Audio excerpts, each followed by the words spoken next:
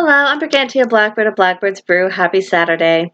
Let's talk about how Loki has been nudging me to wrestle with the idea of prophecy. In my meditations with Loki, from time to time, he does bring up issues that relate to prophecy, divination, and how I feel about it all.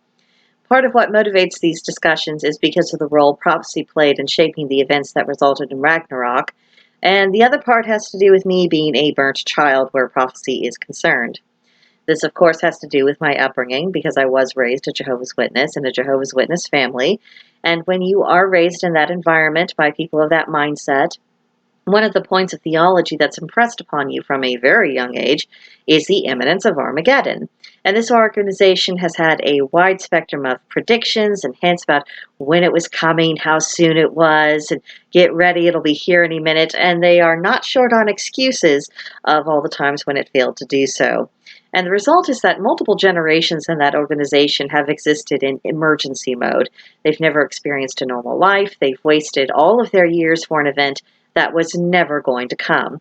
So I have firsthand knowledge of the damage that prophecy can do to people, especially when they rely upon it too much or when they won't recognize that prophecy turns out to be false. Now, a secular example of false prophecy has to do with the dire predictions relating to the environment. Just the other day, I listened to this compiled list of failed climate predictions that date back for over 50 years. It's different predictions of doom, but it's always the same rate of failure. And today, seldom does a day go by when there isn't a voice in the public sphere letting us know just how doomed all of humankind is, and why we should surrender all of our personal choices to them and various institutions along with our money. When you look at their predictions in the context of all the other failed predictions in this field over the years, it's obvious what it is. It is a grab for power and money, quite similar to what goes on in the Jehovah's Witness world. Listen to us and do what we say, otherwise catastrophe. And the claims will have to be accepted on faith. Any dissent is demonized, and I'm not into it. So, needless to say, I have profound skepticism when it comes to predictions and prophecy. And I don't think that many people would really rush to scold me for that, especially given the examples I've cited. However, Loki is not one to let sleeping dogs lie. And the fact that I have issues of this kind is the reason why he tends to focus on it. He doesn't believe in allowing oneself to be wounded for forever. And what I bring up in these meditations is, you know, even setting aside my personal issues with prophecy, wasn't it the prophecies about Ragnarok that actually worsened the issues that the gods had amongst themselves? Could it be said that this foreknowledge of what was to come actually predisposed the gods to traveling that road? That the belief of it's all inevitable actually prevented the gods from exploring other options because they just thought it was a waste of time?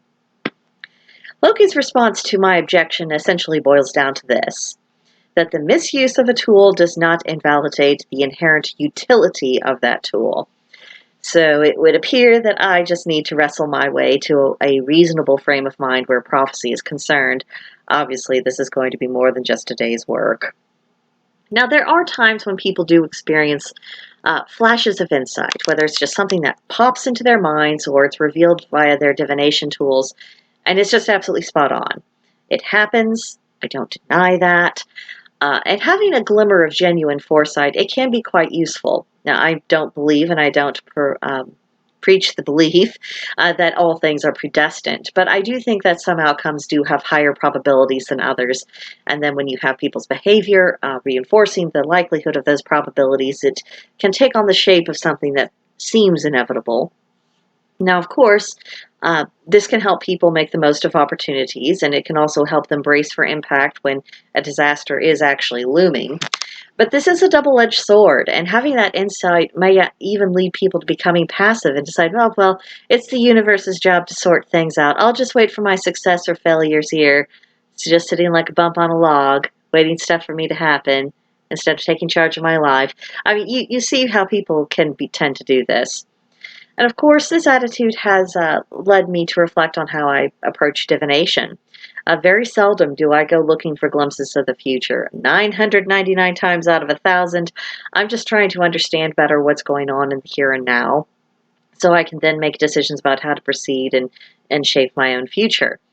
And here's where I discovered the real snag. Part of me is actively fighting against getting any clues about the future, beyond seeing possibilities that can be perceived on a purely intellectual level. And this is where the Loki nagging gains steam. He thinks I am evading this out of fear. Fear that I may see something or come to know of something that robs me of hope. A person can live without a lot of things, but no one does well without hope.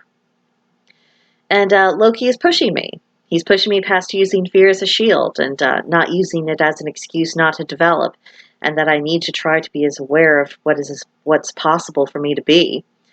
He has this mantra that there are more important things in life than fear. And I believe that. And I believe that even before he entered the scene. And goodness knows I've preached it on this channel often enough. But Loki has alerted me to a chink in my armor or a blind side that I wasn't really consciously aware of. And this fear of catching a glimpse of something bad and a fear of having an unlived life because of false prophecy, like so many of my Jehovah's Witness family members have done, it's a very real thing for me, and it's part of getting past that, and it's part of relearning to trust my intuition and putting things back into balance with my mind and my heart.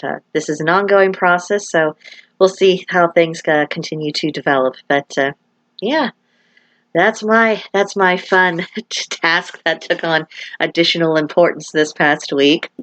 So if you'd like to discuss prophecy, divination, or just what it's like to work with Loki on an ongoing basis, please feel free to welcome me at Blackbird's Brew. I'm happy to answer any questions that I know the answers to, or can, you know, give some insight about. It does seem that Loki has his own way of working with each individual, so I don't know how much of what he does with me will be applicable to someone else, but you never know. But there is a link to join Blackbird's Brew in the description box below, and of course, please subscribe to this channel, like the video, leave a comment, and I will see you in the next one. Bye.